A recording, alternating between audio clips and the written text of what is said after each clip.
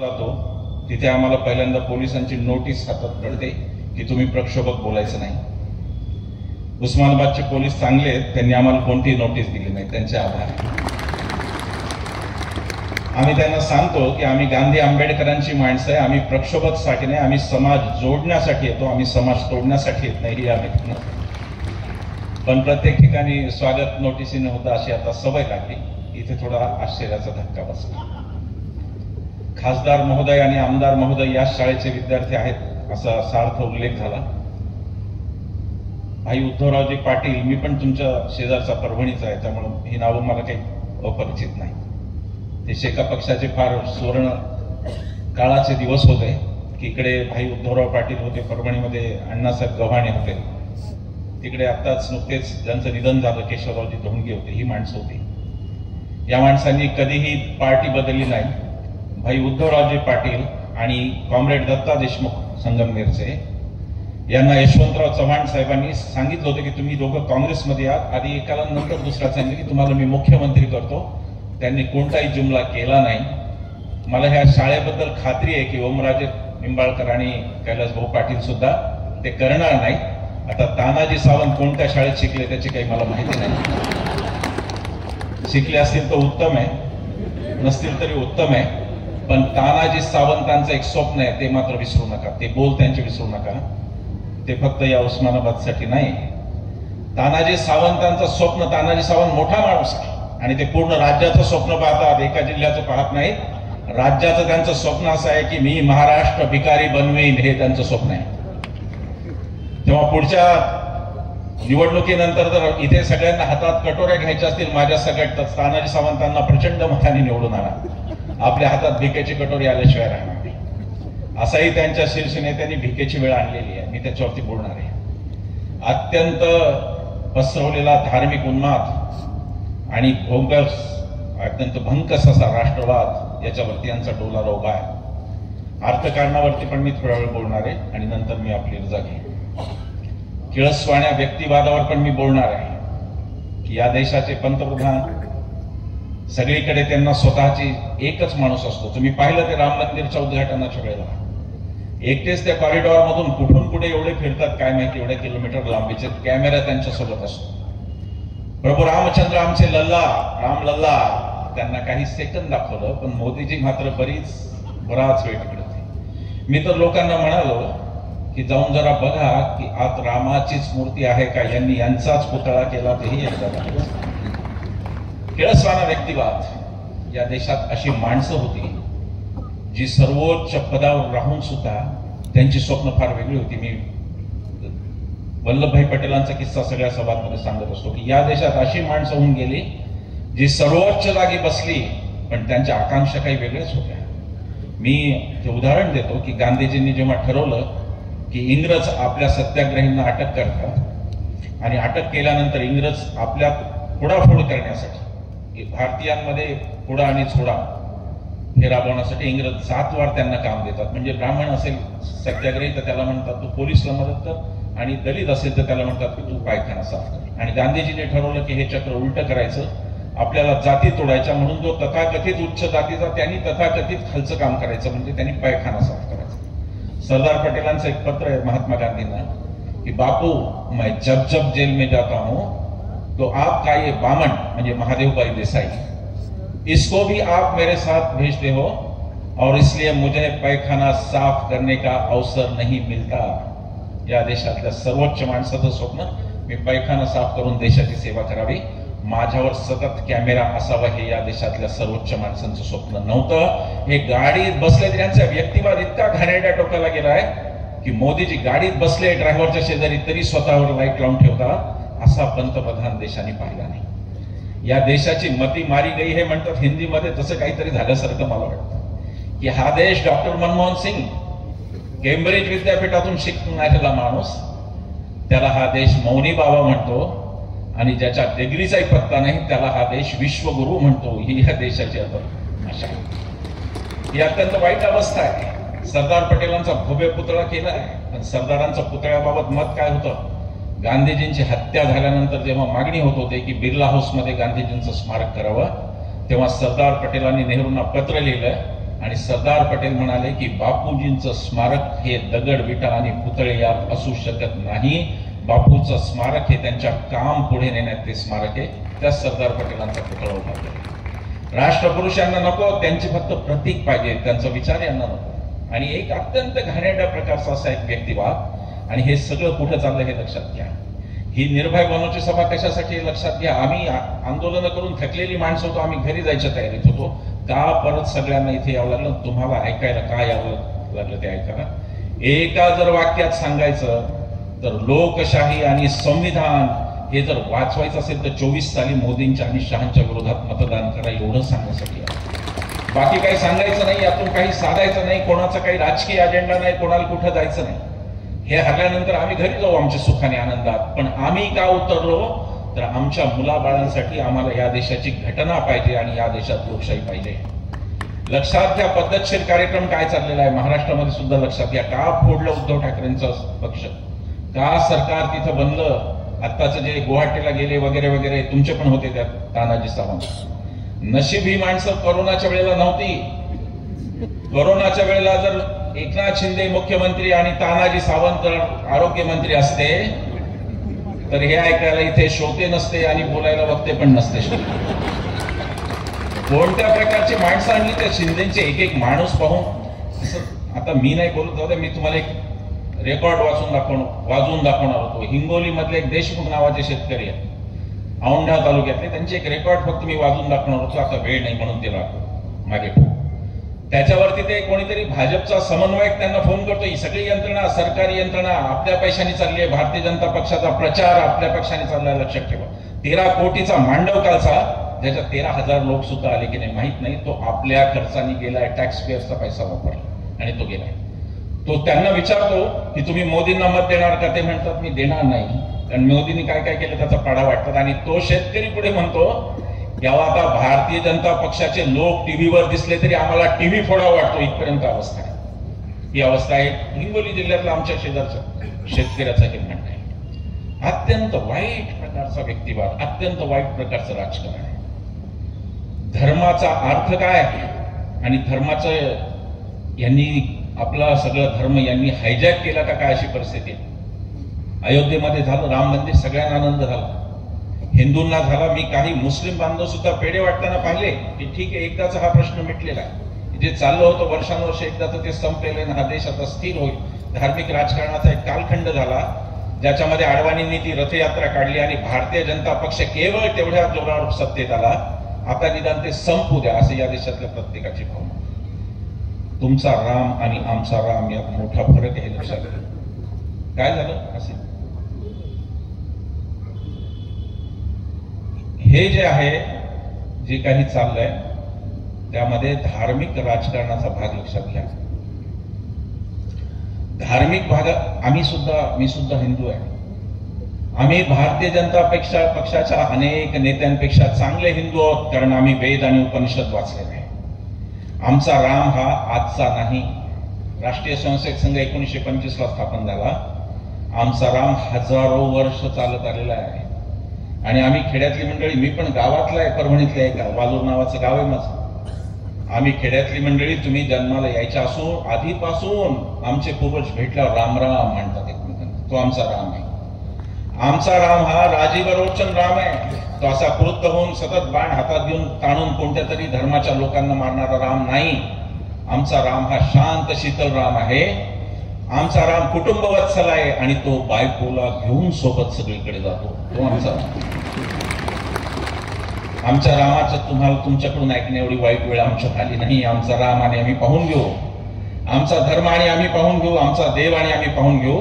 आमच्या देवात आणि धर्मात आम्हाला मध्यस्थांची आणि दलालांची गरज नाही, हे यांना सांगण्याची गरज. मला अभिमान वाटला उद्धव ठाकरेंचा की त्यांनी काळाराम मंदिर निवडलं. त्या दिवशी त्या काळाराम मंदिरात बाबासाहेबांनी तो राम सगळ्यांसाठी मुक्त केला, असं ते ऐतिहासिक काळाराम मंदिर ते त्यांनी निवडलं. जेव्हा आपले मराठी भैये कुठे जायचं ते बघत होते तेव्हा उद्धव ठाकरे नाशिकमध्ये होते. या गोष्टीचा मला अभिमान वाटतो की हिंदू आणि हिंदुत्व हे कदाचित खरं त्यांना कळलं, बाकीच्यांना कळलंच नाही. बाबासाहेबांनी आक्रोश एक बाबासाहेबांचा की सगळ्यांचा राम आहे, आणि ते आंदोलन बाबासाहेबांनी काळाराम मंदिरात केलं आणि राम सगळ्यांसाठी मुक्त झाला. गेले काही दिवस लक्षात घ्या, हा धोका मला तुम्हाला सांगायचा आहे. महाराष्ट्रामध्ये आणि त्यातून आपल्या मराठवाड्यात वारकरी संप्रदाय फार मोठा आहे, हे मला माहिती आहे, सगळ्यांना माहिती आहे.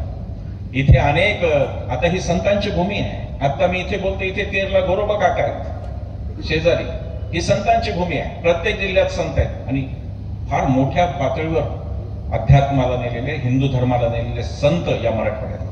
पण गेले काही दिवस तुम्ही निरीक्षण करा, गेले काही दिवस भारतीय जनता पक्षाचे नेते सतत उत्तर प्रदेशातल्या काही बाबांना आणि बुवांना बोलवत आहेत. ते का, हा प्रश्न विचारा. आमच्या वारकरी संप्रदायात एकाच एक कीर्तनकार आहेत, प्रवचनकार आहेत, खूप चांगले लोक आहेत आमच्या वारकरी संप्रदायात. त्यांना न बोलवता हे उत्तर प्रदेशीकरण का चाललं, हा मुद्दा आहे. हे म्हणत असताना माझ्या मनात उत्तर प्रदेशचा द्वेष नाही, ते आमचं राज्य आहे, तिथून पहिला पंतप्रधान मिळाला, आमचं राज्य आहे. पण उत्तर प्रदेशचं राजकारण जे भारतीय जनता पक्षाने नेलं, तेच राजकारण यांना महाराष्ट्रात आणायचं, हा खरा मुद्दा आहे. तुम्ही लक्षात घ्या, ते तुकोबा म्हणाले आमचे की सोने चांदी आम्हा मृत्तिके समान. अरे सोनं चांदी आम्हाला मातीसारखं आहे, तुकाराम महाराज म्हणाले. तुकाराम महाराजांनी शिवाजी महाराजांची भेट पण म्हणजे गिफ्ट, तुकाराम महाराज म्हणाले मी काय करू हे बक्षीस घेऊन, मी तर साधू संत आहे, मला काय संसार नाही, काही नाही. आणि यांचं राजकारण असं आहे की हे एका योगीला मुख्यमंत्री करतात, हे यांचं राज्य. हिंदू धर्मामध्ये संन्यासाने काहीही करायचं नसतं शिवाय साधनेच्या. हा मुख्यमंत्री झाला माणूस आणि हे सांगणार की हिंदू म्हणजे काय, हे आम्हाला सांगणार. तो तिथे काय काय बोलतो, या माणसाची इतकी हद्द झाली की एका प्रचार सभेत हा माणूस आपली भारतीय सेना, भारतीय सेनेचा उपयोग नाही करतायत निवडणुकीसाठी कोणाला, कारण ती स्वतंत्र आहे, ती आपल्या देशाचा भाग आहे, ती राजकीय नाही. आपली भारतीय सेना ही राजकीय नाही. त्या भारतीय सेनेबद्दल हा माणूस, त्या भारतीय सेनेला भारत की मिलिटरी न म्हणता मोदीजी की सेना म्हणतो हा माणूस. हे कुठे चाललं हे लक्षात घ्या. भारतातली लोकशाही जर संपली तर त्याचे परिणाम तुमच्या आणि माझ्या मुलांना भोगावे लागण्यात, लक्षात घ्या. रशियामध्ये जे झालं, पुतीन जो करतोय, आणि उत्तर कोरियात तो जो काय, तो किंग जो काय, तो जो करतोय, तिकडे देश चालू आहे. सगळे पक्ष संपवायचे, सगळे पक्ष संपून एकच पक्ष ठेवायचा, त्याचं नाव भारतीय जनता पक्ष. सगळे संपून एकच नेता ठेवायचा, फार तर मोदी, त्याच्या फार थोडे फार खाली शहा, बाकी पक्ष पण ठेवायचे. हे हुकुमशाहीकडे चाललंय उत्तर कोरिया आणि रशियाच्या दृष्टीने. भारताची उत्तर कोरियात निवडणुका होतात, यांचे जे चमचे ते अंधभक्त असतात, ते म्हणतात भारतात निवडणुका होत नाहीत, त्या निवडणुका होतात, त्या उत्तर कोरियातही होतात. पण उत्तर कोरियात तुम्हाला सक्ती आहे की त्याच पक्षाला एकाच मत द्यायचं, विरोधात मत दिलं तर ते तुम्हाला देशद्रोही ठरवून काही करतात. पुतीनचं निवडणूक होते, पण पुतीनच्या निवडणुकीत दुसरा कोणताही पक्ष उभा राहू शकत नाही. आणि जर कोणी उभा राहायचा प्रयत्न केला तर त्याला पुतीन गायब करतो, त्याचा खून होतं, त्याला संपवून टाकतो. हे सगळं या देशात करायचं असेल तर हे जे फोटो आपण लावले हे आपल्याला कधीही माफ करणार नाहीत, लक्षात घ्या. शिवाजी महाराजांचा विषय घेऊ. अरे कल्याणच्या सुभेदाराची सून अशीच आमूची आई असती, बदले छत्रपती. तुम्ही काय सांगितलं 14ला, छत्रपती का आशीर्वाद, यांची घोषणा होती महाराष्ट्रात. छत्रपतींचा कशासाठी पाहिजे होता आशीर्वाद? मणिपूरमध्ये 2 नग्न भगिनी पळतायत आणि त्यांच्या मागे हजारोचा जमाव पळतोय बलात्कारासाठी, त्याच्यासाठी पाहिजे होता तुम्हाला तो आशीर्वाद. पुलवामा, त्याच्यावर येईन मी नंतर. बिल्किस बानो, तिच्यावर बलात्कार झाला, 11 लोकांनी बलात्कार केला. ती काही कोणत्या पक्षाशी संबंधित नव्हती, राजकारणात नव्हती, ती साधी स्त्री होती. यांना बलात्कार केल्यानंतर श्रेयाने सांगितलं, मी जास्त सांगत नाही, पण त्या कुठलाही अधिकार नसताना गुजरातचं सरकार त्यांना सोडून देतं. ही हुकुमशाहीकडे वाटचाल आहे. आणि त्याच्यानंतर त्या बलात्काऱ्यांचा सत्कार होतो. हा शिवछत्रपतींचा अपमान आहे की या देशात हे घडतंय आणि हे सांगतात आम्हाला शिवछत्रपतींचा आशीर्वाद. तेव्हा आताची निवडणूक लक्षात ठेवा, 24ची निवडणूक ही मोदी शहा विरुद्ध काँग्रेस, राष्ट्रवादी, शिवसेना अशी नसून ती मोदी शहा विरुद्ध आम्ही भारतीय लोक अशी आहे, हे लक्षात घ्या. पक्षांना संपवलं जाईल. पुन्हा जर निवडून आले तर हे काही ठेवणार नाही, शिल्लक सांगतो मी तुम्हाला. आपकी बार 400 पार कशाच्या जोरावर म्हणतात माहिती नाही, पायाखालची वाळू तर घसरली आहे. लोक ही ताकद आहे. असू द्या ईव्हीएम गडबड करील 10%, पण आपण 90% मत केलं तर आपण ईव्हीएमला पण हरवू. आणि कोणत्या भरोशावर म्हणतात 400 आणि 400 पार होणार होता. तर एका जागेवर प्रभाव असलेले अशोक चव्हाण एवढ्या पोटतिडकीने आत का घेतले तुम्ही? अशोक चव्हाणांचा नांदेड सोडून काही प्रभाव नाही कुठे. तुम्ही कशाला धमक्या देताय ते ममता बॅनर्जीला? आधी धमक्या काय होत्या? आधी धमक्या होत्या की भाजपात या नाही ते ईडी लावू. आता धमक्या की इंडिया आघाडीत जाऊ नका नाही ते ईडी लावू. इथपर्यंत हे आले, पायाखालची वाळू घसरलेली आहे. मी या स्टेजवरून पुन्हा सांगतो, पुन्हा सांगतो, सगळ्या सभांमधून सांगतो, काय व्हायचं ते उद्या ट्रोलिंग माझं. मी जबाबदारीने आणि अभ्यास करून सांगतोय देशाचा की 2024 सालानंतर मोदी आणि शहा यांचं सरकार येणार नाही. मी अभ्यास करून सांगतो. राजकीय गणित पूर्णतः यांच्या विरोधात आहे. राजकीय गणित त्यांच्या विरोधात आहे. दक्षिणेचा दरवाजा यांचा बंद झालेला आहे. आता दक्षिणेत त्यांना दरवाजा नाही. दक्षिण संपली. जे नॉर्थ ईस्ट होतं, ईशान्य भारत होता, तिथे मणिपूर नंतर कोणी यांना मत दिलं अशी अवस्था नाही. उत्तरेत सुद्धा जर पंजाब आणि दिल्ली आणि हिमाचलचा अपवाद केला तर उरलेली राज्य यांच्याकडे. आता त्यांना कागदावर गणित दिसतंय. मी पुन्हा सांगतो, उत्तर प्रदेश, मध्य प्रदेश, गुजरात आणि राजस्थान संपूर्णच्या संपूर्ण जरी भारतीय जनता पक्षाला गेलं, एकही सीट विरोधकाची आली नाही, तरी हे 225चा आकडा गाठू शकत नाहीत. हे भ्रम पसरवणार, हे मीडियातून सांगणार की आमच्याशिवाय आहेच कोण, आम्हीच लढणार, ते खरं नाही. यांचा डोलाच खोट्यावर उभा आहे. या देशाचे गृहमंत्री अमित शहा ऑन रेकॉर्ड भाषण करताना म्हणाले की आम्ही खरं असो किंवा खोटं, लक्षात घ्या शब्द, खरं असो किंवा खोटं, आम्ही ते करोडो लोकांपर्यंत क्षणार्धात पोहोचू शकतो, ही आमची ताकद आहे. ही खोटं बोलण्याची ताकद, ही कशी ताकद नाही. आणि महात्मा गांधींचं सत्य काय हे आपल्याला या निवडणुकीत दाखवायचं आहे. हे सगळे राष्ट्रपुरुष, मी आता खूप वेळ घेणार नाही, पण या सगळ्या राष्ट्रपुरुषांच्या विरोधात काय चाललंय हे मी तुम्हाला सांगतो. बाबासाहेबांचा महात्मा ज्योतिराव फुले स्त्री शिक्षण यांनी आणलं भारतात. ज्योतिबा जर नसते आणि सावित्रीबाई जर नसत्या तर इथे बसलेले अनेक लोक कधीही शिकले नसते. त्या शिक्षणावर काय चाललंय? यांनी दिल्ली सरकारची कोंडी केली शाळा चांगल्या आहेत म्हणून. मनीष सिसोदियाला जेलमध्ये टाकलं. आरोग्यामध्ये कोंडी केली त्या सरकारची. लॅबोरेटरीज बंद पाडल्या, औषध पुरवठा बंद केला. दिल्लीतली माणसं मरावीत असं यांना वाटत होतं की अशी परिस्थिती आहे. स्त्रियांचं काय चाललंय? बिल्किस बानोचं बोललो, मणिपूरचं झालं, अनेक. आणि ते संदेश खाली सुद्धा आम्ही सुद्धा त्याचा निषेध करतो. आम्ही निवडक भूमिका घेत नाही. जर या महिलांवर कुठे अत्याचार होत असेल तर तो निषेधार्हच आहे. पण त्या महिलांवर सरकार काय करतंय हा मुद्दा आहे. सुरक्षा पुरवू शकता की नाही हा मुद्दा आहे. उन्नावमध्ये एक दलित मुलीचं काय झालं हा मुद्दा आहे. असा रोहित वेमुला नावाचा दलित युवक एका मंत्र्याच्या भारतीय जनता पक्षाच्या प्रेशर खाली त्यांनी आत्महत्या केली, हा मुद्दा आहे. आणि म्हणून मला इथे आवाहन करायचंय महिलांना की जर तुम्हाला पुढच्या काळात अजून वाईट दिवस सोडून घ्यायचे नसतील तर कृपा करून महिला म्हणून मतदान करा. कोणत्या जाती धर्माच्या म्हणून करू नका, पण या सरकारच्या विरुद्ध मत द्या. त्याचं कारण महिलांसाठी सगळ्यात असुरक्षित असा कालखंड हा मोदी कालखंड आहे. 2014 ते 2000 तुम्ही अभ्यास करा, 2024 पर्यंत पहा. महिला अत्याचाराच्या घटना आणि यांची मानसिकता ती आहे. म्हणून आहे योगीनी असा ऑर्डर काढली की 8 नंतर रात्री मुलींनी क्लासेस मध्ये जाऊ नये शिकायला. ही कोणती पद्धत आहे? तुम्ही एकीकडे दावे करता की यूपी आता फार सेफ झालं, आता गुंडांचा बंदोबस्त झाला, आता गुंड नाहीत यूपी मध्ये, तर मग 8 नंतर येणारे कोण आहेत ज्यांच्या भीतीने तुम्ही मुलींनाच घरात बसवता? हे ज्योतिराव फुले आणि सावित्रीबाईंच्या विरोधातली गोष्ट आहे. पुढे आपण लावले राजर्षी शाहू. मला सावध करायचं आहे. आरक्षण जे समता म्हणून घटनेने दिलं, आरक्षण हा कोणी कोणावर केलेला उपकार नाही. आरक्षण हे समता आणि हजारो वर्ष ज्या जातींवर अन्याय झाला त्या जातींसाठी आपण घटनेत दिलं. ते आरक्षण संपवण्याचे सगळे प्रयत्न चालू आहेत.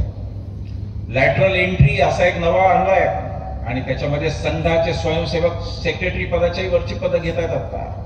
म्हणजे जे IAS होतात, IPS होतात, त्यांच्या वर संघाचे स्वयंसेवक बसतायत. उघडे डोळे ठेवून याकडे बघा.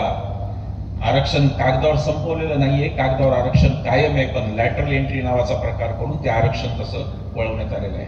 आणि तिथं कोण येत आहे त्याचा शोध घ्या, तुम्हाला कळेल ते कोण लोक आहेत तिथे. हा देश अराजकाकडे नेण्याचा सगळा प्रयत्न चालू आहे. मला माहिती नाही की या देशाच्या कोणत्या पंतप्रधानांनी मिलिटरीचा वापर केला होता का नाही, पण त्याचाही वापर केला. आणि पंतप्रधान 19 इलेक्शन मध्ये म्हणाले, ते अत्यंत दुर्दैवी होतं ते म्हणणं, ते अत्यंत यांच्याचकडे एक अटल बिहारी वाजपेयी होते, जे म्हणत होते की जर काही तडजोड करून सत्ता अगर आने वाली है तो मैं इसको चिमटे से भी स्पर्श नहीं करूंगा असं म्हणत होते. आज काय पिढ्या पाहतात त्यांच्याच पक्षाचे लोक, आणि त्यांच्या पक्षाच्या लोकांनाही खंत वाटत नाही, नेत्यांनाही वाटत नाही, त्यांचे समर्थक तर ते भक्तुले इतके निर्लज्ज आहेत की अशी जमात तर कधी मी पाहिलीच नाही. ते फेसबुकवर फक्त याला त्याला पाकिस्तानला जाण्याचे सल्ले देतात. नीच संस्कृती एक यांनी आणली, खोटारडेपणाची नीच संस्कृती यांनी आणली की तिथे प्रत्येकाच्या देशप्रेमावर यांनी संशय घ्यायचा. कोण संशय घेत आहे आमच्या देशप्रेमावर? तर ते घेत आहेत ज्यांनी राष्ट्रपित्याला गोळी घातली, ते आम्हाला राष्ट्रवाद शिकवत आहेत. ज्यांनी राष्ट्रगीताची अवहेलना केली, ते म्हणाले वंदे मातरम हे, त्यांना हेही माहित नाही वेड्यांना की वंदे मातरम सुद्धा काँग्रेसच गाणं होतं. काँग्रेसच्या सगळ्याच अधिवेशनांमधून ते म्हणलं, पण ते निर्बुद्धचपणा, डोक्याचा भागच नाही. फक्त अफवा शिकवतात, कुजबुजच शिकवतात, बाकी यांना पुस्तकं वाचायला कोणी शिकवत नाही. राष्ट्रगीत जनगण मन हे आपल्या राज्यघटनेने आणलेलं अधिकृत राष्ट्रगीत आहे, आणि वंदे मातरम हेही आम्हाला वंदनीय असणार. गरिमा म्हणाले वेदमंत्राहून आम्हा वंदे वंदे मातरम, तेही वंदे आम्हाला, पण ते आमचं राष्ट्रगान आहे, अधिकारिक राष्ट्रगीत आमचं जनगण मन आहे. त्याला यांनी विरोध केला. राष्ट्रध्वजाला यांनी विरोध केला. ऑर्गनायझर नावाचं यांचं मुखपत्र आहे संघाचं, त्या 14 जानेवारी 47 स्वातंत्र्याच्या एक दिवस आधी एक लेख आला होता, आणि त्याच्यात त्यांनी म्हणलं होतं की आम्ही हा तिरंगा मानत नाही, कारण 3 हा हिंदू धर्मात अशुभ आकडा आहे, आणि म्हणून आम्ही राष्ट्रध्वज मानत नाही. तर राष्ट्रपिता, राष्ट्रध्वज आणि राष्ट्रगीत यांच्याशी ज्यांनी प्रतारणा केली ते आपल्याला आज राष्ट्रवाद शिकवतात की राष्ट्र म्हणजे काय. वेगवेगळ्या मोहिमा काढतात, घर घर तिरंगा, हर घर तिरंगा. अरे तुमच्याकडे आत्ता आला तिरंगा, आमच्याकडे 42 पासून आहे. इथे बसलेली बहुतेक मंडळी स्वातंत्र्य सैनिकांची, मला खात्री आहे तुम्ही वंशज आहात, सगळ्यांच्या आपल्या वाडवडिलांनी स्वातंत्र्य सैनिक म्हणून काम केलंय. त्यांच्याकडे 42 पासून तिरंगा आहे. राष्ट्रीय स्वयंसेवक संघाच्या मुख्यालयावर 2002 म्हणजे स्वातंत्र्यानंतर 55 वर्षांनी तिरंगा फडकवला. तोही यांनी स्वतः फडकवला नाही, 3 मुलांनी आंदोलन केलं, बळजबरीने तिरंगा लावला. त्यावेळेसपासून हे तिरंगा लावायला लागले. हे आम्हाला सांगणार घर घर तिरंगा, हर घर तिरंगा. कोणत्या नकली माणसांकडून आम्ही शिकायचं? हे आमची ती तयारी नाही. तिरंगा, राष्ट्रध्वज, राष्ट्रगीत, राष्ट्रप्रेम हे तुमच्याकडून शिकावं एवढी वाईट वेळ आमच्यावर आलेली नाही. आणि असं म्हणून आपण यांचा हा राष्ट्रवाद नाकारला पाहिजे की जो राष्ट्रवाद बोगस आहे. पुलवामामध्ये त्या राष्ट्रवादाचे धज्जे उडाले. त्यांच्याच पक्षाचे राज्यपाल राहिलेले सत्यपाल मलिक यांनी सांगितलं की सैनिकांना विमान न दिल्यामुळे आमचे सैनिक मारले गेले, आणि हे आम्हाला राष्ट्रवाद शिकवतात. हे 2014 लढले खोट्या आश्वासनांवर. ती काय होती त्याच्याकडे मी येईन. त्याचं नाव होतं गुजरात मॉडेल, त्याच्यावर येईन. आणि 2019 लढे पुलवामावर, ज्याच्यामध्ये चूक यांची होती. यांनी विमानं दिली नाही म्हणून आमचे सैनिक मेले. त्याचाही वापर यांनी राजकारणासाठी केला. आणि पुलवामावर तुमचं पहिलं मत, पंतप्रधान म्हणाले नवीन तरुण मतदारांना की तुमचं पहिलं मत पुलवामावर द्या आमच्यासाठी. इथपर्यंत ही पातळी केली. या देशात जे चाललंय मित्र हो, ते जर डोळे उघडून पाहिलं नाही तर उद्याचा दिवस इथं जाहीर सभा पण होणार नाही, आणि इथे कोणाला परवानगी पण होणार नाही. हे लक्षात घ्या. हे तिकडे चाललंय. पहिल्या 2 टर्म्स मध्ये ते झालं, आणि तिसरी टर्म आता तिकडे चालली आहे. यांनी आपल्याला सांगितलं होतं, त्याचं नाव होतं गुजरात मॉडेल. त्या गुजरात मॉडेल बद्दल 2 शब्द बोलू. फक्त काही आकडे सांगतो, मला माहिती थोडं कंटाळवाणं असतात नाही का. हे गुजरात तो गुजरात आहे हा आजचा, जिथं माननीय नरेंद्र मोदीजी 15 वर्ष मुख्यमंत्री राहिले आणि गेली 10 वर्ष पंतप्रधान, म्हणजे 25 वर्ष यांचा गुजरात आहे हा. त्या गुजरातची प्रगती काय तुम्हाला सांगतो. गुजरातमध्ये 38% लोकांना सकस अन्न मिळत नाही, न्यूट्रिशनल फूड. महागाईमध्ये देश 7.41, तर गुजरातमध्ये 7.95% महागाई आहे. शिक्षण क्षेत्रात गुजरात 5वा यांचा. म्हणून त्या मनीष सिसोदियाला अटक होते. बोगस डिग्रीवालाच नेता असला तर शिक्षण क्षेत्रात काय वाट लागणार आहे सगळ्यांना माहिती. आरोग्यामध्ये गुजरात 12वा आहे. यांना सिलेंडर आणि ऑक्सिजन महाराष्ट्राने पुरवला. हे उद्धव ठाकरेंवर टीका करत होते, राजेश टोपेंवर टीका करत होते.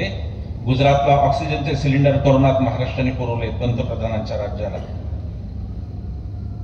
37% घरांमध्ये स्वच्छ इंधन नाही गुजरातच्या. आणि सगळ्यात वाईट गोष्ट, गुजरातमध्ये दरवर्षी 22% मुली शाळा सोडून देतात. या प्रश्नावर त्यांना बोलायचं नाहीये. यांना त्या आरोग्याच्या प्रश्नावर बोलायचं नाही, यांना इतर कोणत्याही प्रश्नावर बोलायचं नाही. दारिद्र्य रेषेखाली गुजरातमध्ये 21.4% लोक हे दारिद्र्य रेषेच्या खाली आहेत, जे देशापेक्षा मोठं जास्त प्रमाण आहे. त्याच्यावरती हे बोलत नाहीत. देश कुठे चालला लक्षात घ्या. फक्त काही बाजारभाव आम्ही दर सभेत सांगतो म्हणून सांगतो. पेट्रोल 66 रुपये होतं, मनमोहन सिंगांनी सोडलं, आज ते 107 आहे. डिझेल 52 रुपये होतं, ते आज 95 रुपये आहे. गॅस 410 रुपये होता, तो आज 837 आहे. भारताच्या डोक्यावरचं कर्ज चौपट झालेलं आहे. मनमोहन सिंग सोडताना तुमच्या माझ्या डोक्यावर जर 1 रुपया कर्ज होतं तर आज ते 4 पट कर्ज झालेलं आहे. 461 बिलियन US$चं कर्ज होतं, आज ते 1669 बिलियन US$ एवढं झालं. भूक निर्देशांकात भारत 125 मध्ये 111 आहे. भूक अत्यंत बेसिक गरज, माणसाचं जेवण पहिलं असतं, बाकी काय.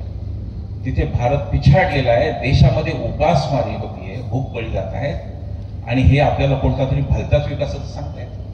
कुठेतरी ब्रिजेस बांधून दाखवतात, काहीतरी करून, आणि इव्हेंट बाजी, सतत इव्हेंट, काहीतरी इव्हेंट सतत करत राहायचे. मध्ये ते G20 परिषद झाली, 20 राष्ट्राचे आले होते प्रमुख. आता ते खरं G20 म्हणजे, आता इथे महिला भगिनी बसल्या, ते म्हणजे खरं म्हणजे हळदी कुंकू हो. आज या घरी, उद्या त्या घरी, परवा त्यांच्या घरी, त्याशिवाय तर काही. पण वातावरण असं केलं की मोदीजींनी आता 20 देश जिंकले असं वातावरण केलं. अरे याच देशात इंदिरा गांधींनी 100 राष्ट्रांची शिखर परिषद घेतली होती, पण गवगवा नव्हता केला. हे काय चाललंय? तुम्ही डोळे उघडून बघा की आपण कुठे चाललोय आणि हे काय दाखवणं चाललंय. अर्थव्यवस्थेचं अदानीकरण झालेलं आहे पूर्णतः. जागतिकी खाजगीकरण याच्या विरुद्ध इथले समाजवादी, कम्युनिस्ट, आपण सगळे आपले समविचारी तेव्हा मित्र असतील ते लढले असतील, पण आज त्याचं अदानीकरण झालेलं आहे. जागतिक अर्थव्यवस्थेमध्ये काय चाललंय ते फक्त 2 मिनिटं सांगतो आणि पुढे फार बोलणार नाही त्याच्यावर. आपल्या महाराष्ट्रातले भागवत कराड नावाचे मंत्री आहेत. लोकसभेत ते अर्थराज्य, म्हणजे आपल्या देशाचे अर्थराज्य मंत्री आहेत. ते लोकसभेत निवेदन करताना असं म्हणाले की कॉर्पोरेट सेक्टरला, म्हणजे बड्या कंपन्यांना, त्यांच्या सरकारने 14 लाख कोटीची कर्जमाफी दिली. त्याच्यानंतर एक गुजरातचा एक RBI, एक गुजरातमध्ये खूप चांगले लोक आहेत, गुजरातच्या बद्दल वाईट मत करून घेऊ नका. गुजरात आधी आपल्या बापूंचा आणि पटेलांचा आहे, मग यांचा गुजरात आहे. कोणत्याही प्रदेशाबद्दल द्वेष बाळगू नका. ही मंडळी असतील चुकीची ती जातील, पण कोणत्याही प्रदेशात आपले भांडण नको लागायला. गुजरातच्या एका RTI ऍक्टिव्हिस्टनी RBIला विचारलं, रिझर्व्ह बँकेला, की किती कर्जमाफी झाली. रिझर्व्ह बँकेने तो आकडा 25,000 कोटीचा सांगितला.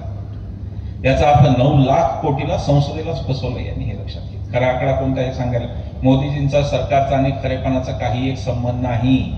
ते चुकून खरे बोलले तर या देशात लाखो लोकांना हार्ट अटॅक येईल एखाद दिवशी, असं मला वाटतं. की लोक पटापटा हार्ट अटॅक येऊन त्या आनंदात मरतील की पंतप्रधान खरं बोलले आमच्या, या आनंदात. जे अदानीकरण जे चाललं 25 लाख कोटीचा आकडा इथपर्यंत अजून ठीक आहे. त्याच्या पुढची गोष्ट सांगतो जी फार भेदक आहे, आणि ही आपल्यासाठी, मराठवाड्यातल्या शेतकऱ्यासाठी ही गोष्ट फार गंभीर आहे, हे लक्षात घ्या.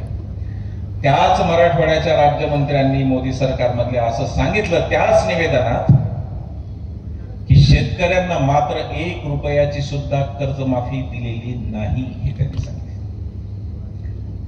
इथे शेतकरी मरतायत. आपल्या नांदेडला काही महिन्यांपूर्वी एका शेतकऱ्याने आत्महत्या केली होती. हे निवडणुकीच्या वेळेला लक्षात ठेवा शेतकरी मित्रांनो, हे विसरू नका.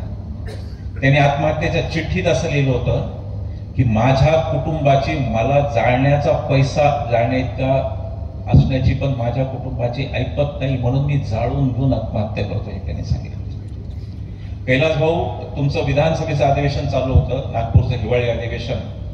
त्याच आठवड्यात शेजारच्या यवतमाळ जिल्ह्यात एकाच आठवड्यात 5 शेतकऱ्यांनी जीवन संपवलं त्यांचं. 2023 या साली एकाच वर्षात एकट्या बीड जिल्ह्यात, बाकीच्या जिल्ह्यांच्या आकडे नाही पायकडे, शेजारचा बीड जिल्हा, एकट्या बीड जिल्ह्यात 257 शेतकऱ्यांनी आपलं आयुष्य संपवलं एका वर्षात. ही शेतकऱ्यांच्या आत्महत्येची आकडेवारी. यांना लाज वाटत नाही की शेतकऱ्याला मात्र हे कर्जमाफी देत नाहीत आणि कॉर्पोरेट सेक्टरला हे कर्जमाफी देतात. शेतकऱ्याची अवस्था काय आहे? मी पण कापूस उत्पादक आहे, मी पण सोयाबीन उत्पादक आहे. आता तुम्हाला मी हे काय सांगू, 9,500 पर्यंत गेलेलं सोयाबीन कसं 4300वर आलं. 2014ला जो सोयाबीनचा भाव होता, मोदी सत्तेत आले तेव्हा तेवढाच भाव आजही आहे. पण उत्पादनाचा खर्च तुम्ही कुठे गेला त्याचं लक्षात घ्या. बियाण्याचा खर्च किती झाला, औषधांचा खर्च किती झाला, खताची भाव वाढ झाली, हे लक्षात. तुमच्या लक्षात येईल की फक्त शेतकरी मारत राहणे हे यांचं धोरण आहे. आणि शेतकरी का मारायचा, त्याचं कारण की तो दबून आहे, तो ऐकून घेतो. कापसाचा भाव 9,000वरून एका दिवसात 6,000 तो ऐकून घेतो. 10 क्विंटल मध्ये तुमचे 30,000 रुपये खाल्ले आणि वर बेशरमपणे 12,000 रुपये काय 500 रुपये खात्यात टाकतात. हा सौदा परवडतो का बघा. हा सौदा जर तुम्हाला परवडत असेल तर नरेंद्र मोदींना दुप्पट जागा द्या. पण जर तुम्हाला खटकत असेल की माझे 30,000 रुपये खातात आणि 12,000 माझ्या खात्यात टाकतात, हा माझ्यासाठी तुटीचा सौदा आहे, हे जर कळत असेल तर यांना हकला. दुसरा पर्याय नाही. तुम्ही यांच्यावर काही करू शकत नाही. टोमॅटोचे भाव अनेक भाव, किती भाव सांग, सगळ्या शेतीमालाचे, मला असं दावा करतो मी, कोणत्या शेतीमालाचा भाव यांच्या काळात वाढला यांनी सांगावं. काय शेतकऱ्याच्या आयुष्यात बदल झाला यांनी सांगावं. अरे ज्या डॉक्टर मनमोहन सिंगांना मौनी म्हणायचो, मौनी बाबा, त्या माणसांनी या देशातल्या सामान्य माणसाचं भाग्य बदलेल असे 6 कायदे आणले. प्रत्येकाला अन्न मिळायला पाहिजे, उपाशी कोणी राहू नये, कायदा अन्न सुरक्षेचा कायदा मनमोहन सिंगांचा. या देशातल्या शेतकऱ्यांना जमिनीचा मोबदला, प्रकल्पाखाली जाणाऱ्या जमिनी 4 पट मिळावा म्हणून भूमी अधिग्रहण कायदा मनमोहन सिंगांचा कायदा आहे. मनरेगा पाहिजे, मागेल त्याला काम, मनरेगा मनमोहन सिंगांची आहे. आदिवासींचा महत्वाचा असलेला जंगलचा कायदा, वनाधिकार, तो डॉक्टर मनमोहन सिंगांचा आहे. तुम्हाला आणि मला आवाज देणारा RTI, माहितीचा अधिकार, मनमोहन सिंगांचा आहे. राईट टू एज्युकेशन, सगळ्यांना शिक्षण मिळालं पाहिजे, हा कायदा मनमोहन सिंगांचा आहे. माझं नरेंद्र मोदींना आव्हान आहे की आरोग्य, शिक्षण, शेती, पाणी या देशात त्यांच्या सरकारने एक तरी चांगला कायदा केला की हे त्यांनी सांगावं. ही संसद कायदे काय करते? ही संसद कोणते कायदे करते? कॉर्पोरेट लोकांचं ऋणमुक्ती, त्यांना कर्जमुक्ती करायची ही संसद करते. आणि जो आमचा 80% मतदार शेतकरी, त्याच्यावरती मात्र बोलायला या संस्थेला आपल्या वेळ नाही. ही शेतकऱ्यांची अवस्था मी सांगितली. मजुरांची, शेतमजुरांची अवस्था फार वाईट आहे. इंडियन एक्सप्रेसमध्ये एक रिपोर्ट, पार्थसारथी बिस्वास नावाचा, खूप चांगला, खरंच असेल म्हणायला बरोबर आहे, खूप चांगले पत्रकार आज आहेत. त्यांचा आवाज मालक बंद करतात ती गोष्ट वेगळी आहे, पण आम्ही पत्रकारांना दोष देत नाही. तुम्ही तुमचा जमीर टिकून आहात, तुम्ही आमच्या बातम्या पाठवता, त्या छापणं का न छापणं मालकांच्या हातात. पार्थसारथी बिस्वास नावाचा इंडियन एक्सप्रेसचा एक पत्रकार आहे, त्यांनी आकडेवारी दिली. धक्का मराठवाड्याच्या शेती प्रश्नावर, मराठवाड्याच्या शेतकऱ्यांना हा सातत्याने गेली 5 वर्ष लिहित आहे. त्यांनी एका धोक्याची जाणीव करून दिली, तो एक सामाजिक धोका म्हणून लक्षात घ्या. त्याच्यावरती बोलणं आवश्यक आहे. सरकार काय करायचं ते करेल. गेल्या 2 वर्षामध्ये मराठवाड्यामध्ये शेतकऱ्यांपेक्षा शेतमजुरांच्या आत्महत्या वाढलेल्या आहेत, लक्षात घ्या. शेतमजूर हा सगळ्यात दणकट मजूर असतो, जो सगळ्याच प्रकारची कामं करत असतो, लक्षात घ्या. एक गाडीचे पार्ट बदलणारा कामगार एकाच प्रकारचं काम करतो, पण शेतीतला कामगार हा सगळ्या प्रकारची कामं करतो. याचा अर्थ तो कोणत्याही परिस्थितीला तोंड द्यायला सक्षम असतो. त्याच्याकडे ती सक्षमता असते शारीरिक, ती कोणत्याही परिस्थितीत तोंड देतो. तो आज हतबल झाला आणि शेतमजूर आत्महत्या करतोय. त्याचं कारण शेतकरी मरतोय आणि म्हणून शेतमजूर पण आत्महत्या करतोय. ही स्थिती लक्षात घ्या. 24ची निवडणूक पक्षपेक्ष काही पाहू नका, फक्त मोदी शहा नको एवढंच ठेवा, बाकी काही ठेवू नका. मी कोणाला जे मोदी शहाच्या विरोधात आहेत त्यांचा आम्ही पाठिंबा देतो, त्यांचे कोणतेही पक्ष आम्ही पाहत नाही, त्यांची धोरणं पाहिली आम्ही. पण ही जर शेतीची दुरवस्था संपवायची असेल आणि हे जे काही शेतकऱ्याच्या मागे लागलेलं नष्टाचारी आहे हे जर थांबवायचं असेल तर मराठवाड्यात मला हे सांगणं भाग आहे की तुम्ही हे करा आणि शेतकऱ्याचं आयुष्य काय चाललंय त्याकडे लक्ष द्या. भ्रष्टाचार, ना खाऊंगा ना खाणे दूंगा होतं ना ते, तुम्ही ते अर्धवट ऐकता, फार तुमची चुकी आहे. अजितदादा 70,000 कोटीचा घोटाळा मोदी स्वतः करतात आणि तिसऱ्या दिवशी ते उपमुख्यमंत्री दिसतात. ना खाऊंगा ना खाने दूंगा, खाने वाले हर एक को भाजपा में लाऊंगा असं होतं. हसन मुश्रीफ, छगन भुजबळ, किती नावं घ्यायची. महाराष्ट्रात 21 नेते आहेत ज्यांच्या भ्रष्टाचारावर ईडी किंवा कोणत्या यंत्रणेने काहीतरी कारवाई सुरू केली होती, पण ते भारतीय जनता पक्षात, शिंदे सेनेत किंवा राष्ट्रवादी अजितदादा मित्रमंडळात गेल्यावर ती कारवाई थांबवण्यात आली. ईडीचं जे चाललंय ते भयावह आहे असं मी सांगितलं, थोडक्यात, जास्त नाही सांगणार. अनिल देशमुखांच्या केसमध्ये त्यांनी सांगितलं 100 कोटीचा दावा लावला होता आणि सांगितलं कोर्टात की 1.71 कोटीचा घोळ आहे. कोर्ट म्हटलं की त्याचा तरी एखादा पुरावा नाही, एक तरी पुरावा त्याचा द्या. त्यांनी सांगितलं आमच्याकडे पुरावा नाही, ही सांगोवांगीची घटना, हेरसई असा शब्द वापरला. त्यांना किती महिने जेलमध्ये ठेवलं, कसं ठेवलं ते मी सांगितलं. संजय राऊतांची केस काय आहे? त्यांनी त्यांच्याच भावाकडून 50 लाख ऑफिशियली चेकनी उसने घेतले आणि ते चेकनी नंतर फेडले सुद्धा होते. ही 50 लाखाची रक्कम त्यांच्या राज्यसभेतल्या सगळ्या शपथपत्रांमध्ये दिसत होती. पण त्या भावाचा कुठल्या तरी काहीतरी कंपनी संबंध संजय राऊतांना जे बोलेल त्यांना मी आठ टाकू. लक्षात घ्या ईडीचं काय. ईडी आता एन्फोर्समेंट डिपार्टमेंट राहिलेलं नसून ते भारतीय जनता पक्षाचं इलेक्शन डिपार्टमेंट झालेलं लक्षात घ्या. हे सगळे पळपुटे जे पळाले ना सुरत आणि गुवाहाटीला हे त्या ईडीमुळे पळाले. प्रत्येकावर काही ना काही होतच आणि अजूनही पळतायत. तुमच्या तालुक्यातले एक काँग्रेसचे नेते पण परवा पळाले बसवराज पाटील. काही लोक म्हणतात बा बँकेचा काहीतरी लफडा आहे वगैरे. तर हे साखर कारखाने बँकवाले अशाच अडचणीत आले. सहकार चळवळ झाली नसती तर बरं केलं असतं असं वर विखे पाटलांना वाटलं असेल किंवा ही सहकार चळवळ मी काढली नसती तर सगळे त्याच भीतीने गेले. हे कोणी काय विचारधारा वगैरे यांना काही नाही संबंध यांचा. विचार करण्यात तर डोकंच नाही यांना कोणाला. तो विचार काय करणार आहे. हे फक्त ईडीच्या भीतीने गेलेले आहेत.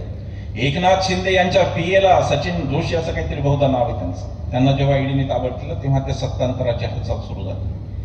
मोदींची भ्रष्टाचारावर भूमिका काय हा खरा मुद्दा आहे.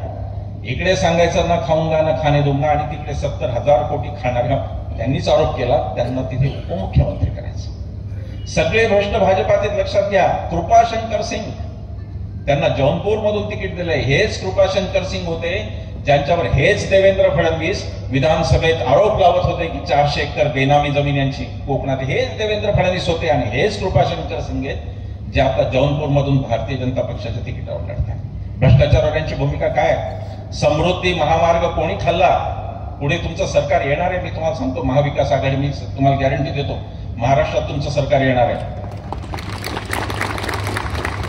ते जर यायचं नसतं तर एवढी माणसं इथे आलीच नसती. आम्ही काही खरंच बाळासाहेब ठाकरेंसारखे वक्ते नाही कोणी.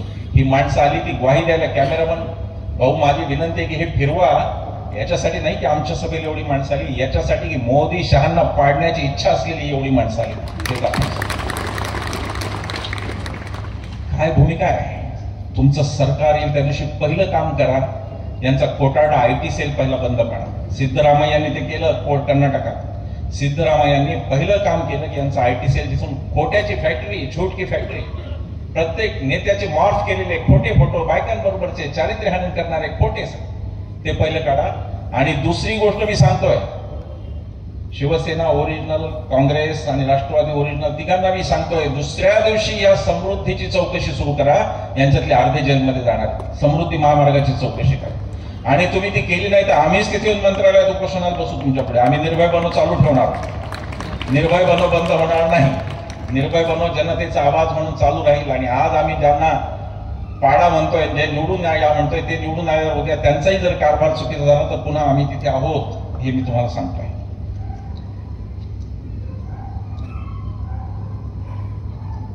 आता काहीतरी मला सांगण्यात आलंय पेरणा ट्रस्ट शेतकऱ्यांची ट्रस्ट खाजगी केली असं मला इथले तुमच्या इथले स्थानिक राणा जगजितसिंह पाटील जी यांचे आता हे अशा चिठ्ठ्या तुम्ही द्यायच्या ठरवल्या ना सकाळी 5 पर्यंत हे चालेल भाषण. इतके जण ते चिठ्ठ्या गेलेल्या सगळे काय केलं माहिती ना. भारतीय जनता काँग्रेसने तुम्हाला काय कमी दिलं होतं. बसवराज पाटील तुम्हाला काँग्रेसने काय कमी दिलं. अशोकराव चव्हाण तुम्हाला काँग्रेसने काय कमी दिलं. 2 पिढ्या तुमच्या घरात मुख्यमंत्रीपद ठेवलं. तुम्ही काय गेलात हे काय आम्हाला कळत नाही का. आम्हाला कळतं काय गेलं. राष्ट्रवादीने सुद्धा कोणाला काय दिलं ते आम्हाला माहिती आहे ना. आणि तुम्ही कसे रात्रीतून गेलात हेही आम्ही पाहिलं. शिवसेनेत उद्धवजींनी कोणाचे लाड केले तेही आम्ही पाहिलं. आणि त्याच माणसांनी कसा गळा कापला हेही आम्ही पाहिलं. तेव्हा असो स्थानिक मुद्दा आहे तुम्हाला माहिती आहे सगळं. मी जास्त काय सांगतो. ही गत आहे ईडीची भ्रष्टाचारावरची यांची भूमिका ही आहे की एकही भ्रष्ट आता असं मी सांगितलं त्या ईडीचा कन्व्हिक्शन रेट 5,000 केसेस ईडीच्या झाल्या त्यातल्या फक्त 25 लोकांवर कन्व्हिक्शन झालेली आहे. याचा अर्थ ईडी जेव्हा 200 लोकांना पकडते तेव्हा फक्त एका माणसाचा गुन्हा सिद्ध करू शकते. त्याचाच अर्थ उरलेल्या 199 अटक या राजकीय आणि विरोधी पक्षाच्या सूडबुद्धीने केलेल्या अटक आहेत. ईडी मनमोहन सिंगांच्या काळात होती पण तो माणूस इतका सज्जन होता की तुम्हाला ईडी हे नाव पण कधीच ऐकायला मिळालं नाही. ईडीचा जो गैरवापर आणि ते सुप्रीम कोर्टाचा आहे. यंत्रणा ताब्यात घेतल्या जात आहेत. सुप्रीम कोर्ट सुद्धा दहशतीखाली असे अनेक प्रसंगी तुम्हाला दिसेल की कोणती तरी एक अदृश्य दहशत त्यांच्यावर आहे. आणि त्यांच्याकडे काय चाललंय. रंजन गोगोईंवर स्वतःवर लैंगिक शोषणाचे आरोप होते. चीफ जस्टिस ऑफ इंडिया त्यांनी स्वतःच ठरवलं की ती केस कोण ठरवणार हे त्यांनी स्वतः ठरवलं. न्यायाचं पहिलं तत्व आहे की आरोपी हा न्यायाधीश असू शकत नाही, परंतु रंजन गोगोई स्वतःच न्यायाधीश आहे. अरुण मिश्रा नावाचे दुसरे जज, ते अरुण मिश्रांनी अफरातफरीचा गुन्हा होता त्यांच्यावर पैसे खाल्ल्याचा, त्यांनी सुद्धा स्वतःच जज निवडले आणि स्वतःचा निकाल स्वतःच देऊन टाकला. ते रंजन गोगोई नंतर तुम्हाला भारतीय जनता पक्षाचे खासदार झालेले दिसले. राम मंदिराचा निर्णय देणारे रंजन गोगोई काही कुठलाही राजकीय संकेत, नैतिकता कुठली काही नैतिकतेचा यांचा तर काही संबंधच नाही. यांचा नैतिकतेचा काही एक संबंध नाही. राहुल नार्वेकरांनी जे केलं, आता मी ऐकलं त्याची बक्षिसी म्हणून त्यांना लोकसभेत जाणार आहेत, अध्यक्ष करणार आहेत. अनुभव दांडगा आहे सगळे पक्ष फोडण्याचा, खूप दांडगा अनुभव केलं पाहिजे. अशी माणसं पाहिजे तू, फार अनुभव दुरुस्त आहे. आम्ही त्यांच्या मतदारसंघात निर्भय बनवच्या 3 सभा घेणार आहोत. आम्ही त्यांच्या मतदारावर सांगणार आहोत की हे काय राहुल नार्वेकर काय वागले, हे आम्ही त्यांच्या मतदारसंघात 3 सभा मुंबईला घेऊन सांगणार आहोत लोकांना की काय वागले. नैतिकतेचे धिंडवडे निघाले, राजकीय संकेत धुळीला मिळाले सगळे, आणि राज्यघटनेची दररोज पायमल्ली चालू आहे. मला आवाहन करायचं आहे, राज्यघटना स्वस्तात आलेली नाही. आपल्या बापजाद्यांनी स्वातंत्र्याचा लढा लढला आणि त्याच्यानंतर फार कष्टपूर्वक डॉक्टर बाबासाहेब आंबेडकरांनी राज्यघटना आणली. ती वाचवणं हे तुमचं माझं प्रत्येकाचं काम आहे. राज्यघटना जर या देशावरची संपली तर तुमचं माझं अस्तित्व शून्य आहे. कारण तुम्हाला आणि मला अस्तित्व देणारा एकमेव पोथी म्हणजे भारतीय राज्यघटना. इतरांच्या लेखी आपण माणूस आहोत, त्याने माहिती नाही, पण भारतीय राज्यघटनेच्या लेखी आपण नागरिक आहोत आणि आपण सगळ्यात पॉवरफुल आहोत.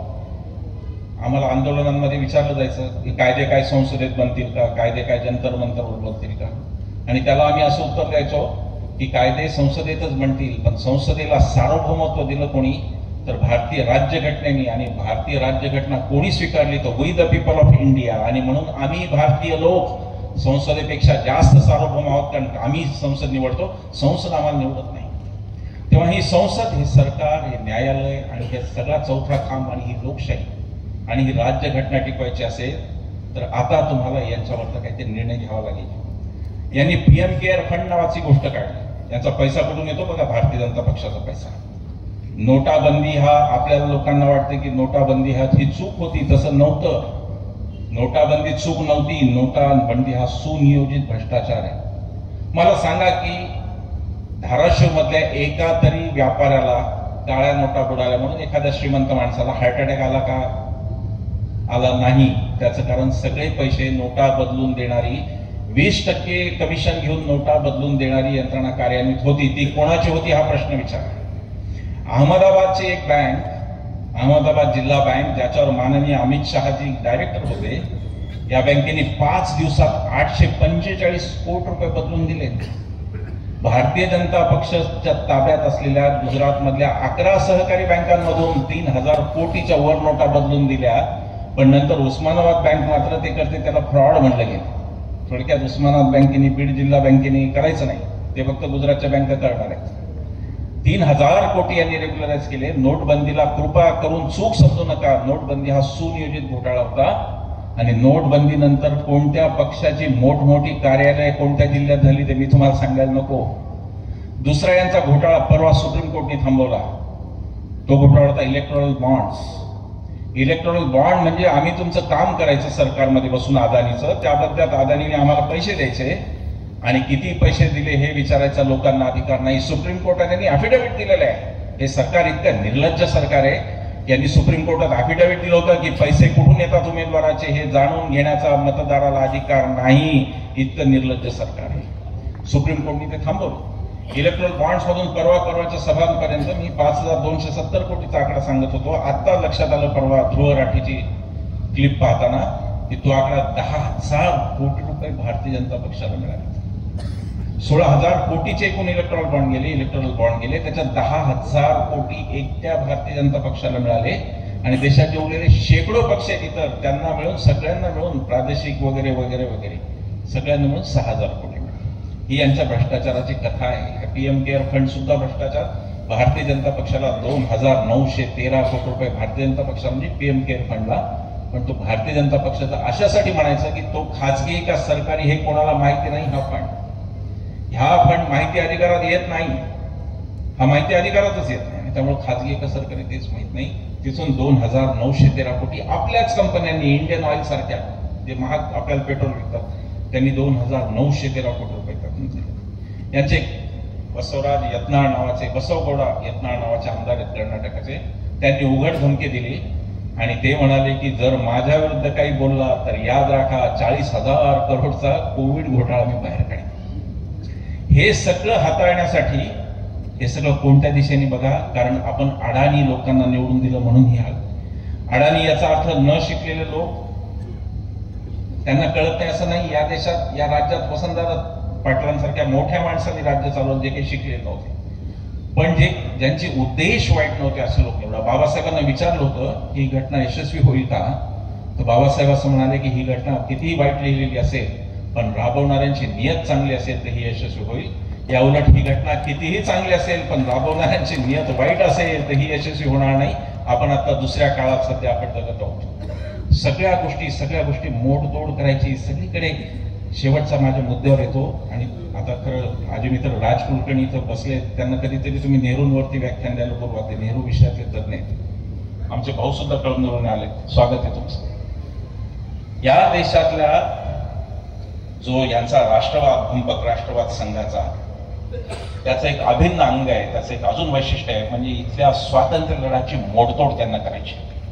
जिथे मी नाही तिथलं मी सगळं मोडून काढीन. खेळात छोटा मुलगा असतो ना, तो म्हणतो की मला खेळात नाही घेतलं तर मी खेळ मोडतो सगळा. तशा प्रकारची वृत्ती आहे. संसद भवन केलं, मोदीजींना शक करता व्हायचं आहे. सगळं माझ्यापासून सुरू झालं. शिवाजी महाराजांपासून शक सुरू झाला. आपण शिवशक म्हणतो त्याला, शालिवाहन शक असतं. यांना सगळी सुरुवात स्वतःपासून करायची म्हणून ही मोडतोड. मी म्हणालो की अत्यंत टोकाचा व्यक्तिवाद आणि काही नाही, फक्त रंगीबेरंगी ड्रेस घालून फिरायचं. हे शाळेत गेलेत का माहित नाही, कोणी क्लासमेट सापडत नाही म्हणतात शाळेत. असा एकही माणूस समोर येत नाही म्हणतात जो म्हणते हो आम्ही एका शाळेत असतो, असं माणूस नाही. पण जर हे शाळेत गेले असतील तर यांना फॅन्सी ड्रेसमध्ये खूप दरवेळेला पारितोषिक मिळत असते. ते वेगवेगळ्या टोप्या, वेगवेगळे काय पोशाखाचं बोलून, कधी मोराचं पीसच लावतील, काय कृष्णाचा अवतार हेच, रामाचा अवतार हे सगळे हेच, मोरपीस यांची सगळंच यायचं. करायचं काही नाही, फक्त देशभर फिरायचं. आपल्या फिरण्यावर, यांच्या जाहिरातीवर या देशाचे 5,500 करोड खर्च झालेत. लक्षात घ्या. यांची जी हौस स्वतःची जाय, सगळीकडे मोदी दिसतात. बस स्टँडवर मोदी, पेट्रोल पंपावर मोदी, रेल्वे स्टेशनवर मोदी. अहो ते तुमचे एखादे नगरसेवक काहीतरी सुलभ शौचालय वगैरे बांधतात, तिथेही त्यांचाच मोदीजींचाच फोटो. शौचालयावर तरी नगरसेवकाचा येऊ द्या बाबा, कोणाचा तेवढाच तरी येऊ द्या की मी बांधलं सुलभ शौचालय, चांगली गोष्ट केली. हा सगळा व्यक्तिवाद या देशाचा सत्यानाश करतोय आणि त्याच्याबद्दल आंदोलनाची मोडतोड केली जाते. आम्ही काही गोष्टी मुद्दाम सांगतो, त्या प्रत्येक भाषणात सांगतो, त्या रिपीट होतात. माझ्याकडे 7 मिनिट आहेत, तेवढं मी संपवणार, 5च मिनिटात संपवणार.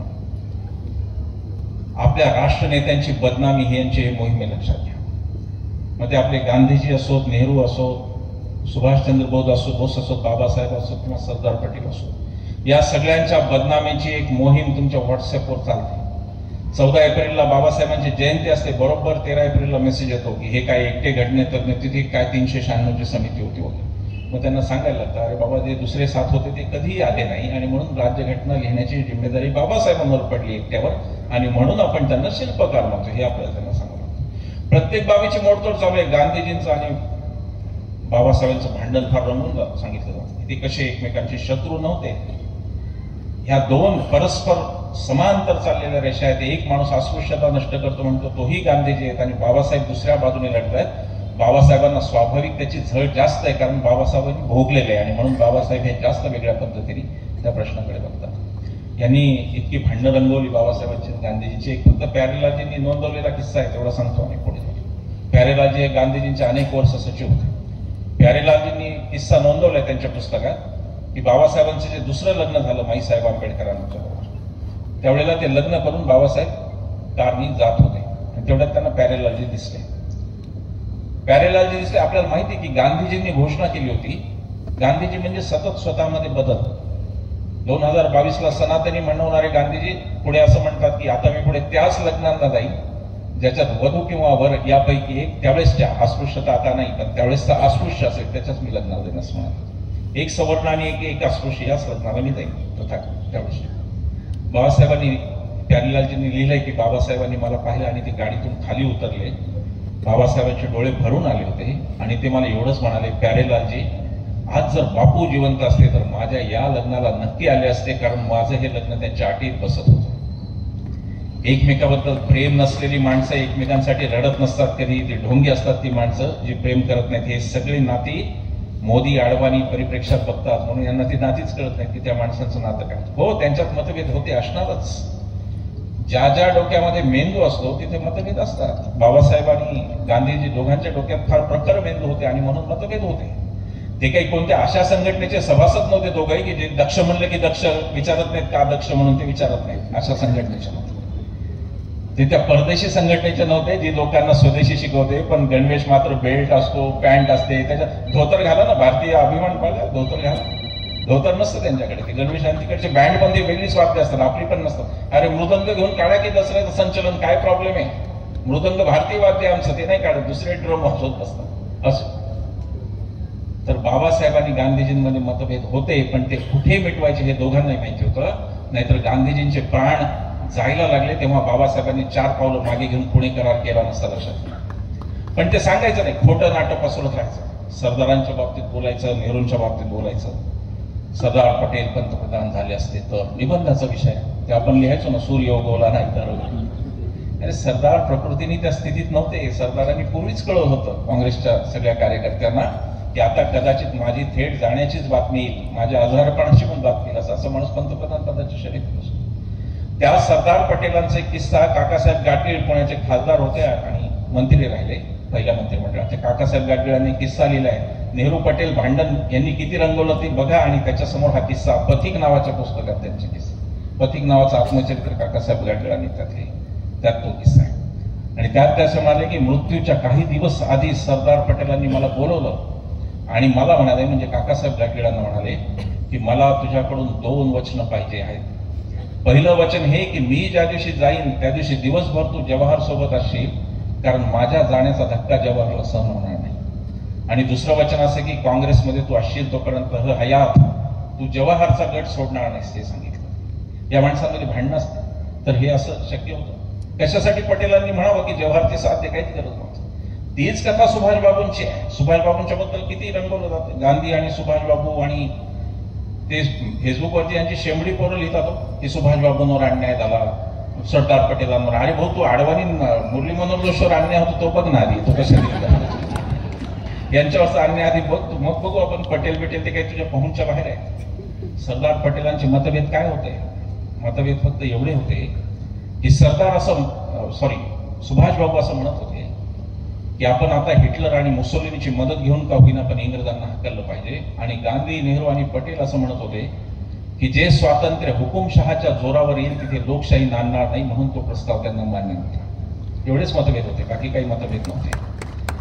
आणि सुभाषबाबू, त्याने फार सुंदर पत्र जवाहरलाल नेहरूंनी लिहिलेलं आहे. सुभाषबाबूंना जवाहरलाल नेहरू म्हणतात की सुभाषबाबू, आजच्या घडीला तुमच्या एवढा महान देशभक्त या देशात मी पाहिलेला नाही, पण तुम्ही फार उतावीळ आहात. गांधीजी जे सांगत आहेत ते आपण ऐकलं पाहिजे. गांधीजी आपले नेते आहेत आणि आपण आपली ताकद लक्षात घेतली पाहिजे की लोक तुम्हाला आणि मला प्रचंड, आपण दोघंही लोकांना खूप आवडतो. लाखोनी लोक आपल्या पाहायला येतात, लाखोनी लोक आपल्या सभांना येतात, लाखो लोक टाळ्या वाजवतात, पण परत जाताना मात्र गांधीजी की जय म्हणतात, एवढं विसरू नका. हे गांधी सांगत. ही माणसं अद्भुत होती, यांच्या हातात आपण सुरक्षित होतो आणि ही संपूर्ण त्यागी माणसं होती. ही माणसं भावनाशील होती, लक्षात घ्या. सुभाषबाबूंचं भांडण किती कट्टर रंगून सांगू द्या त्यांना एक व्हॉट्सअप पाठवा तुम्ही आणि त्यांना सांगा की ते सुभाषबाबू काँग्रेस सोडून जेव्हा परदेशात गेले आणि तिथे जेव्हा पत्रकारांनी प्रश्न विचारला की ते गांधीजींचे आणि तुमचे मतभेद त्याबद्दल काय सांगा, तर सुभाषबाबू असं म्हणाले की आमच्या भारतीय संस्कृतीत बाप लेकाचं भांडण तिसऱ्या माणसासमोर जाऊन सांगत नाही. ती आमची संस्कृती. खूप गोष्टी आहेत, खूप गोष्टी सांगता येतील, खूप लोक बोलतायत त्या विषयावर. इतिहास वाचा, पत्र वाचा, त्याने त्यांचे सगळं उपलब्ध आहे. हा काही शिवाजी महाराजांच्या काळातला इतिहास नाही की जो मोडी वगैरे आपल्याला न कळणाऱ्या भाषांमध्ये, असा इतिहास हा नाही आहे.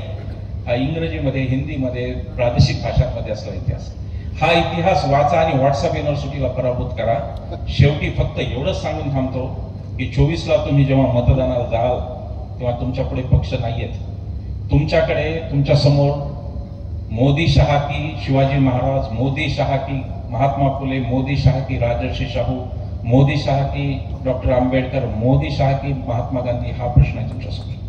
आणि त्या मुलींना अजिबात विसरू नका, तिथे तुमच्या मुली असू शकतात ज्यांनी त्या ब्रिजभूषण सारख्या माणसाला शरण जाऊन आपले बूट काढून ठेवले, शूज आपले काढून ठेवले, त्या तुमच्या मुली डोळ्यासमोर आणून मतदान करा. 24ची निवडणूक कोणता पक्ष निवडून येतो याच्यासाठी नसून मोदी शहांना हरवून लोकशाही आणि संविधान जिवंत ठेवण्यासाठीची निवडणूक आहे. एवढंच सांगतो आणि थांबतो. धन्यवाद.